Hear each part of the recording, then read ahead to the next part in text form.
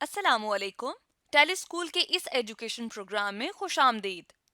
ये programme TV पर हुकूमत पाकिस्तान और सबक फाउंडेशन की शराकत से पेश किया जा रहा है। इसके लेसन्स पाकिस्तान के तमाम तालीमी बोर्ड बशमूल कैम्ब्रिज के सिलेबस के मुताबिक तैयार किए गए हैं, जिसमें एजुकेशन कंटेंट सबक फाउंडेशन प्रोवाइड कर रही है। सबक फाउंडेशन की वेबसाइट सबक.pk पर केजी से 12वीं जमात तक वीडियोस और प्रैक्टिस टेस्ट बिल्कुल मुफ्त दस्तियाब हैं।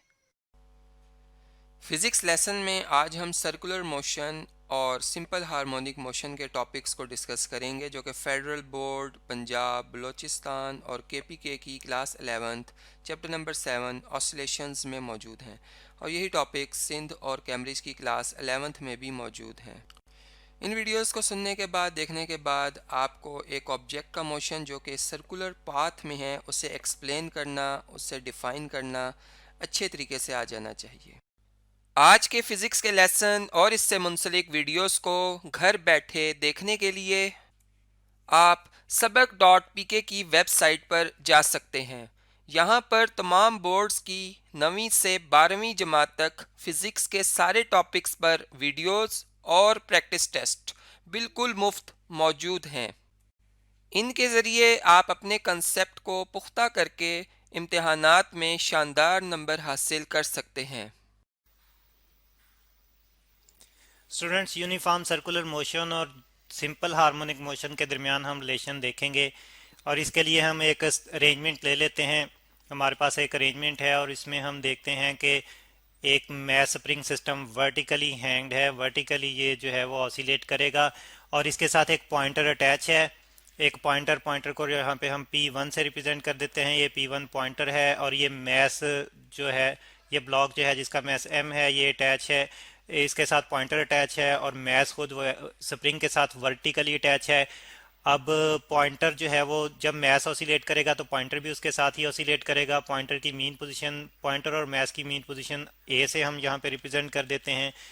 ये हम कहते हैं कि ए जो है ये मीन पोजीशन है, और फिर अपर एक्सट्रीम पोजीशन हम देख रहे हैं यहाँ पे, और जो कि पॉइंट बी से हम रिप्रेजेंट कर देते हैं, और इसी तरह से लोअर एक्सट्रीम पोजीशन हम रिप्रेजेंट करते हैं यहाँ पे, और ये सी है।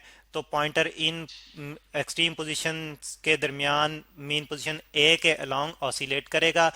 और फिर हम देखते हैं कि मैक्सिमम डिस्प्लेसमेंट जो है, जो ए से बी तक का मैक्सिमम डिस्प्लेसमेंट है हमारे पास ये, और इसको जो है मैक्सिमम डिस्प्लेसमेंट को हम एम्पलीट्यूड कहते हैं। इसको एक्स नोट से यहाँ पे रिप्रेजेंट करेंगे, और एक इंस्टेंटेनियस डिस्प्लेसमेंट भी हम दरमियान में दिखा रहे हैं यहाँ से यहाँ तक। यहाँ पे ये जो है इंस्टेंटेनियस डिस्प्लेसमेंट है एक्स, और फिर इसी तरह से नीचे भी जो है एक्सट्रीम पोजीशन तक जो मैक्सिमम डिस्प्लेसमेंट होगा वो भी हमारे पास एम्पलीट्यूड होगा, दैट इज एक्स नोड। तो हम देख रहे हैं कि मैस ऑसिलेट कर रहा है बी और सी के दरमियान, बी और सी अपनी एक्सट्रीम पोजीशन के दरमियान, और इसकी मीन पोजीशन ए है। तो मैस का टाइम पीरियड जो है वो यहाँ पे हम लिख लेते हैं कि हम इसका टाइम पीरियड, वो टाइम पीरियड से मुराद वो टाइम होता है जिसमें एक वाइब्रेशन कंप्लीट करेगा ये टाइम पीरियड। तो उसको हम टी से रिप्रेजेंट कर देते हैं कि टी इसका टाइम पीरियड है, और इसका एम्पलीट्यूड यानी कि मैक्सिमम डिस्प्लेसमेंट जो है वो एक्स नोट है, एम्पलीट्यूड। और इसको हम रिप्रेजेंट कर रहे हैं एक्स नोट से। तो ये दो जो है वो प्रॉपर्टीज, दो पैरामीटर्स हैं मास स्प्रिंग सिस्टम की मोशन के। और इसमें फिर हम देखते हैं यहाँ पे जी इसका मैस जो है वो m है, और इसमें हम देखते हैं कि एक वाइब्रेशन ये कब कंप्लीट करेगा, वो भी हम यहाँ पे नोट कर लेते हैं, बल्कि कि एक वाइब्रेशन ये कंप्लीट करेगा, वन वाइब्रेशन ये कब कंप्लीट करेगा, वन वाइब्रेशन, जिसको हम एक कंप्लीट राउंड ट्रिप कहते हैं। और ये राउंड ट्रिप जब ये ए से स्टार्ट करेगा, ए से एक्सट्रीम पोजीशन बी पे जाएगा, फिर बी से वापस जो है वो ए पे आएगा, फिर ए से जो है वो सी पोजीशन पे जाएगा, सी एक्सट्रीम पोजीशन पे, और फिर सी से जब वापस ए पे आ जाएगा तो हम देखते हैं कि इसकी एक वाइब्रेशन कंप्लीट हो जाएगी। और इसी दौरान में जो ये टाइम लेगा उसको हम टाइम पीरियड कहते हैं। एक वाइब्रेशन के लिए जितना टाइम लगेगा उसको हम टाइम पीरियड कहते हैं। ये भी हम लिख लेते हैं, और हम ये इसका टाइम पीरियड जो है इसको भी हम यहाँ पे देख रहे हैं कि वाइब्रेशन के चार जो है पार्ट्स बन रहे हैं, तो टाइम पीरियड को भी हम 4 पार्ट्स में डिवाइड कर लेते हैं। और फिर उसमें हम देखते हैं कि पहला पार्ट जो है वो t/4 ये उसने लिया ए टू बी मूव करने के लिए। अगला पार्ट जो है टाइम पीरियड का t/2 ये उसने लिया फिर वापस बी पे ए पे आने के लिए, बी से ए पे आने के लिए। फिर अगला टाइम जो है वो 3t/4 ये उसने लिया ए से सी तक जाने के लिए, और सी से वापस जब ए पे आ गया तो उसका टाइम कंप्लीट, एक टाइम पीरियड कंप्लीट हो गया, दैट इज टी। तो इसी दौरान में हम देखते हैं कि एक पॉइंट पी जो है वो सर्कल पे मूव कर रहा है, सर्कुलर मोशन में है, यूनिफॉर्म सर्कुलर मोशन में है, और साथ साथ इसका एक प्रोजेक्शन भी जो है वो एन, ये भी सर्कल के डायमीटर के अलोंग, डायमीटर यहाँ पे एक पॉइंट डी है डायमीटर का और एक पॉइंट ई है, और हम देख रहे हैं कि डी उसी लेवल पे है जिस लेवल पे बी है, और ई भी उसी लेवल पे है जिस लेवल पे सी है। तो सेंटर पॉइंट जो है वो सर्कल का ओ, तो इसका मतलब है कि ओ ई और ओ डी जो है, ओ ई और ओ डी जो है उतने ही होंगे, यानी कि सर्कल का रेडियस उतना ही होगा जितना कि ए से सी तक या ए से बी तक डिस्प्लेसमेंट है जो कि एक्स नोड है। तो ओ ई और ओ डी जो है वो बराबर होंगे एक्स नोड के। तो प्रोजेक्शन एन जो है ये मूव करेगा डायमीटर के अलोंग, और उतना ही डिस्प्लेसमेंट मूव करेगा जितना के पॉइंटर P1 मूव कर रहा है अपनी मीन पोजीशन के अलोंग बी से सी तक। तो फिर इसमें हम देखते हैं पॉइंट P जो है ये सर्कुलर मोशन में है, और ये सर्कल का रेडियस एक्स नोड है, उतना ही रेडियस भी बन रहा है जितना के एम्पलीट्यूड ऑफ वाइब्रेशन है पॉइंटर का। और यहाँ पे ये एक एंगल अभी बना रहा है सरफेस के साथ, सेंट्रल पॉइंट के साथ, और ये पॉइंट जो कि जहाँ से P स्टार्ट लेगा वो O1 है, और यहाँ पे इस पॉइंट को हम करस्पॉन्डिंग पॉइंट को O1 डैश कह लेते हैं। अब हम चेक करेंगे, अब हम स्टार्ट करते हैं कि हम एक टाइम t जबकि टाइम ज़ीरो है, टाइम t जब ज़ीरो है यहाँ से हम स्टार्ट लेते हैं। तो यहाँ पे हम देखते हैं कि पॉइंटर P1 जो है अपनी मीन पोजीशन पे होगा टाइम t ज़ीरो पे। तो ये हम लिख लेते हैं कि टाइम t ज़ीरो पे जो है पॉइंटर P1 जो है ये ऑसिलेट कर रहा है, तो ये टाइम t ज़ीरो पे ये होगा मीन पोजीशन A पे। और इसी दौरान में पॉइंट P जो है ये O1 पोजीशन पे होगा। पॉइंट P जो कि सर्कल में रोटेट कर रहा है वो O1 पे होगा, O1 पॉइंट पे। तो P जो है ये होगा O1 पे, और इसी दौरान में इसका प्रोजेक्शन N जो है ये सेंटर पे होगा, सर्कल के सेंटर O पे होगा। तो N जो है ये होगा O पे। और फिर हम अगला टाइम जब ये पॉइंटर जो है मूव करता है ए से बी तक, तो हम देखते हैं कि वो हमारे पास टाइम है t/4। तो यहाँ पे हम लिख लेते हैं कि टाइम t/4 में जो है वो पॉइंटर जाएगा, पॉइंटर P1 जाएगा बी पे, और उसी दौरान में हम देखते हैं कि पॉइंट P जो है जो कि सर्कल में मूव कर रहा है ये D पे आ जाएगा, और NB जो है ये भी D पे आ जाएगा। तो इस तरह से हम देखते हैं कि पॉइंट P जो है उसी टाइम में P जो है ये D पे आ जाएगा उसी टाइम में, और N भी उस टाइम में D पे आ जाएगा। फिर हम अगला टाइम देखते हैं, अगला टाइम है हमारे पास t/2, और इस टाइम में हम देखते हैं कि पॉइंटर P1 जो है ये B से वापस A पे आएगा, t/2 टाइम में B से A पे आएगा। तो जब पॉइंटर P1 जो है ये B से वापस A पे आएगा t/2 टाइम में, तो पार्टिकल जो सर्कल में मूव कर रहा है ये D से O1 डैश पे आ जाएगा, और NB वापस जो है वो O पे सेंट्रल पोजीशन पे आ जाएगा। तो ये भी हम लिख लेते हैं कि P1 जो है ये वापस A पे आ जाएगा, A पे, और जबकि पॉइंट P जो सर्कल में मूव कर रहा है ये O1 डैश पे आ जाएगा, और प्रोजेक्शन इसका जो है ये इस वापस सेंटर पे आ जाएगा। और फिर अगला टाइम हमारे पास है 3t/4। तो 3t/4 टाइम में हम देखते हैं कि पॉइंटर जो है वो A से C पे जाएगा, पॉइंटर P1 जो है ये A से C पे जाएगा। तो उसी दौरान में P जो सर्कल में मूव कर रहा था वो O1 डैश से E पे आ जाएगा, और उसी दौरान में प्रोजेक्शन N जो है ये सेंटर O से E पे आ जाएगा। तो 3t/4 में फिर पॉइंटर P1 जो है ये C पे आ जाएगा, और पॉइंट पी सर्कल में जो मूव कर रहा है ये ई पे आ जाएगा, और इसका प्रोजेक्शन एन जो है ये भी ई पे आ जाएगा। और फिर अगला टाइम हमारे पास है टी, और इस टाइम में हम देखते हैं कि पॉइंटर सी से वापस मीन पोजीशन ए पे चला जाएगा एक वाइब्रेशन कंप्लीट करते हुए। एक वाइब्रेशन कंप्लीट करते हुए सी से वापस ए पे चला जाएगा पी वन, और उसी दौरान में पी जो कि यहाँ पे था ई पे, तो ई से ये ओ वन पे वापस अपने ओरिजिनल पोजीशन पे आ जाएगा जहां से इसने स्टार्ट लिया था। और एन जो कि प्रोजेक्शन है इसी पॉइंट का, वो वापस सेंटर पे ओ पे आ जाएगा। तो पी वन जो है, पॉइंटर पी वन जो है ये ए पे चला जाएगा। पी पॉइंट जो सर्कल में मूव कर रहा है ये ई से ओ वन पे आ जाएगा अपनी स्टार्टिंग पोजीशन पे, और एन भी वापस जो है वो सेंटर पे आ जाएगा ओ पे। तो फिर इसमें देखें कि ओ जो है ये चेक करें ज़रा कि ओ जो कि मीन पोजीशन के लॉन्ग है, और डी जो कि बी पोजीशन के लॉन्ग है, और ई जो कि सी पोजीशन के लॉन्ग है। तो जैसे पॉइंटर पी जो है ऑसिलेट करता, पी वन ऑसिलेट करता है बी सी के दरमियान, तो वैसे ही एन भी ऑसिलेट कर रहा है, एन भी वैसे ही मूव कर रहा है डी और ई के दरमियान।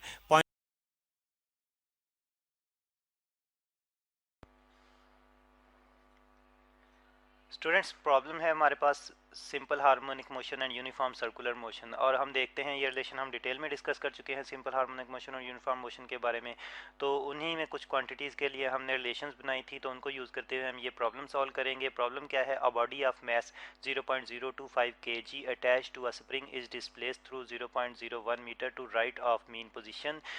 इतने मैस जो कि स्प्रिंग से अटैच है इसको डिस्प्लेस किया गया है राइटवर्ड डायरेक्शन में, और उस टाइम पे डिस्प्लेसमेंट जो है वो ये है 0.10 मीटर, ठीक है। और फिर स्प्रिंग कांस्टेंट जो है वो 0.4 न्यूटन पर मीटर है, और वेलोसिटी उस टाइम पे जो है वो 0.4 मीटर पर सेकंड है, ठीक है। अब कैलकुलेट करना है हमने amplitude, maximum speed, maximum acceleration, ठीक है। तो डाटा की तरफ आते हैं। डाटा हमें क्या गिवन है? डाटा में हम देख रहे हैं कि मैस गिवन है, हमें एम से रिप्रेजेंट करते हैं और स्मॉल एम से, और ये हमारे पास है 0.025 kg। और फिर साथ में हमें जो है वो डिस्प्लेसमेंट, इंस्टेंटेनियस डिस्प्लेसमेंट गिवन है यहाँ पे, और इसको एक्स से रिप्रेजेंट कर लेते हैं, ठीक है। ये है 0.10 मीटर, ठीक है। और साथ में हमें जो है वो स्प्रिंग कांस्टेंट गिवन है जो कि है के, और ये है हमारे पास 0.4 न्यूटन पर मीटर। और फिर मज़ीद हमें क्या गिवन है? मज़ीद हमें स्पीड गिवन है, इंस्टेंटेनियस स्पीड गिवन है 0.4 मीटर, ठीक है, per second. v is equal to, instantaneous speed को v से रिप्रेजेंट करें हम यहाँ पे, v is equal to 0.4 metre per second. अब आप जो है वो देख रहे हैं कि स्प्रिंग कांस्टेंट और इंस्टेंटेनियस स्पीड के एक ही जो है वो वैल्यूज़ आ रही हैं।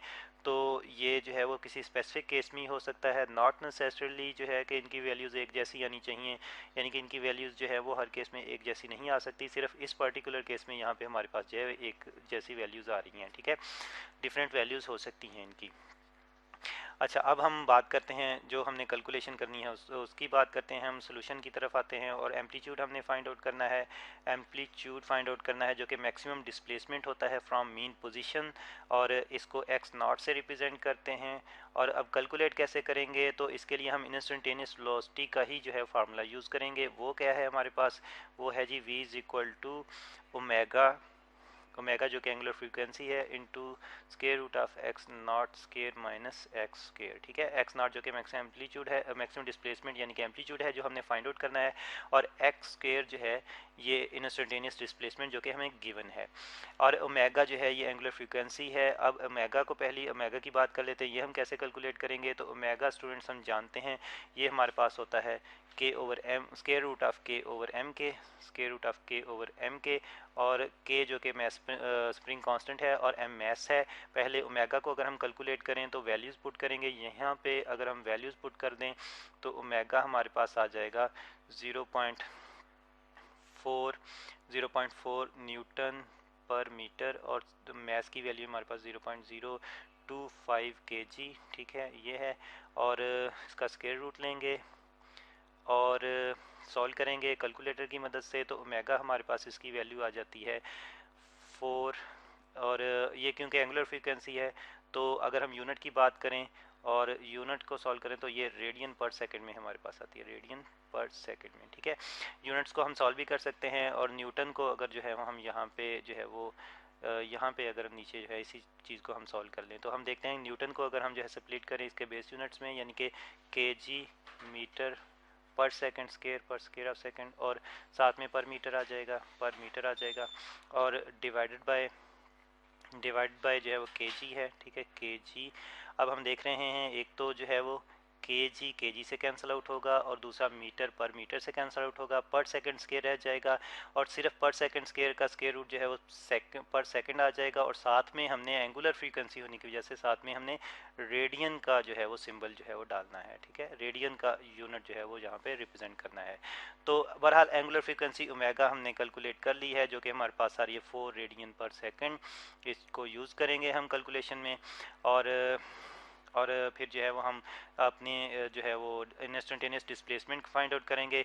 अच्छा, इस इक्वेशन को फिर हम मॉडिफाई करते हैं और बाद में ओमेगा की वैल्यू पुट करेंगे यहाँ पे। ठीक है, तो मॉडिफाई करते हैं, और मॉडिफाई करते हुए हम देखते हैं कि हमें स्क्वायर लेना पड़ेगा दोनों साइडों पे, तो हमारे पास फिर आ जाएगा v square is equal to omega square into x not square minus x square, और इसको जब हम जो है वो सॉल्व करें ओमेगा स्केयर इस तरफ डिवाइड होगा, और शफल भी कर लेते हैं हम साइड्स को, यानी कि एक्स नॉट स्केयर और माइनस एक्स स्केयर को लेफ्ट साइड पे ले लेते हैं।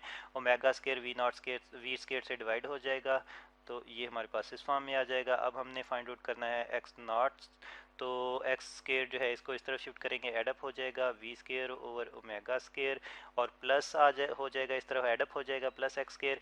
अब हम वैल्यूज़ पुट करते हैं। ठीक है, और यहीं पे जो है अगर हम वैल्यूज़ पुट कर लें, x not square is equal to v square की वी की वैल्यू हमारे पास है 0.4 मीटर पर सेकंड, इसका स्केयर भी लेंगे यहाँ पे हम, और डिवाइडेड बाय ओमेगा की वैल्यू हमारे पास है 4 रेडियन पर सेकंड, इसका भी स्केयर लेंगे 4 रेडियन पर सेकंड। ठीक है, इसका यहाँ पे स्केयर भी लेंगे, और साथ में प्लस एक्स स्केयर जो है इसकी वैल्यू है हमारे पास, इसकी वैल्यू है हमारे पास 0.1 मीटर। ठीक है, ज़ीरो लिखने की ज़रूरत नहीं है। ठीक है, और ये इसका स्केयर भी लेंगे।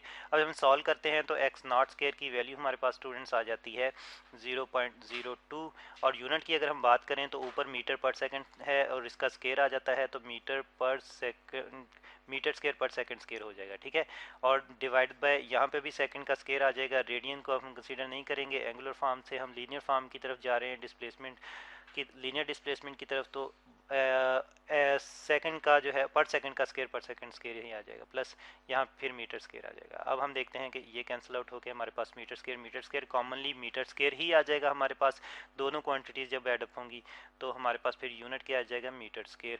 और फिर हम जो है ये तो स्केयर में हमें वैल्यू मिल रही है, अब इसका हम स्केयर रूट लेंगे तो हमारे पास एक्स नॉट आ जाएगा, इसका स्केयर रूट जहाँ पे रिप्रेजेंट कर लेते हैं एम मीटर स्केयर, और इसका जब हम स्केयर रूट लेंगे तो एक्स नॉट की जो वैल्यू हमारे पास आती है वो 0.1414 मीटर आती है। ठीक है, ये एम्पलीट्यूड हमने फाइंड आउट किया है, maximum displacement from mean position. हम बात करते हैं मैक्सिमम स्पीड की। ठीक है, वो भी हमने फाइंड आउट करनी है, और उसको हम रिप्रेजेंट करते हैं वी नॉट से, ये हमने फाइंड आउट करनी है। और इसके लिए फार्मूला हमारे पास क्या है मैक्सिमम स्पीड के को फाइंड आउट करने के लिए, ये है हमारे पास v not is equal to x not into square root of k over m. अच्छा, ये k over m, square root of k over m हम पहले भी जो देख चुके हैं कि ये हमारे पास आ रहा था k over m, square root of k over m omega के बराबर आ रहा था, ओमेगा हम कैलकुलेट कर चुके हैं, तो इसी की वैल्यू अगर हम जो है वो यूज़ कर लें तो हमें दोबारा से के ओवर एम कैलकुलेट करने की ज़रूरत नहीं पड़ेगी। तो हम देखते हैं कि अगर हम इस इक्वेशन को जो है वो ओमेगा की फॉर्म में लिखें तो वी नॉट जो है हमारे पास एक्स नॉट इंटू ओमेगा आ जाता है। ठीक है, अब वैल्यूज़ पुट करते हैं और वी नॉट यानी कि मैक्सिमम स्पीड फाइंड आउट करते हैं। यहाँ पे वैल्यूज़ पुट कर लेते हैं, v not is equal to x not की वैल्यू हमारे पास एम्पलीट्यूड की जो वैल्यू आई है वो 0.1414 मीटर आई है। ठीक है, मल्टीप्लाई करेंगे ओमेगा की वैल्यू के साथ जो कि आई है 4 रेडियन पर सेकंड। ठीक है, रेडियन जस्ट एंगुलर मोशन को रिप्रेजेंट कर रहे हैं, हमने यहाँ पे लीनियर जो है वो वेलोसिटी फाइंड आउट करनी है, रेडियन को फिर कंसीडर नहीं करेंगे। यहाँ पे हम कैलकुलेटर की मदद से जब सॉल्व करते हैं तो हमारे पास वी नॉट की जो वैल्यू आ जाती है वो आ जाती है हमारे पास, राउंड ऑफ करके स्टूडेंट्स ये वैल्यू लिखनी है कैलकुलेटर की मदद से सॉल्व करते हुए, और ये आ जाएगी 0.57। और यूनिट की बात करें तो यहाँ से मीटर आ जाएगा और यहाँ से पर सेकंड आ जाएगा। रेडियन जैसे कि हमने पहले भी कहा है यहाँ पे कंसीडर नहीं करने, लीनियर फॉर्म में हम जा रहे हैं तो हमारे पास मीटर पर सेकंड यूनिट आ जाएंगे जो कि स्पीड के ही यूनिट होते हैं। तो ये हमने मैक्सिमम स्पीड फाइंड आउट कर ली है।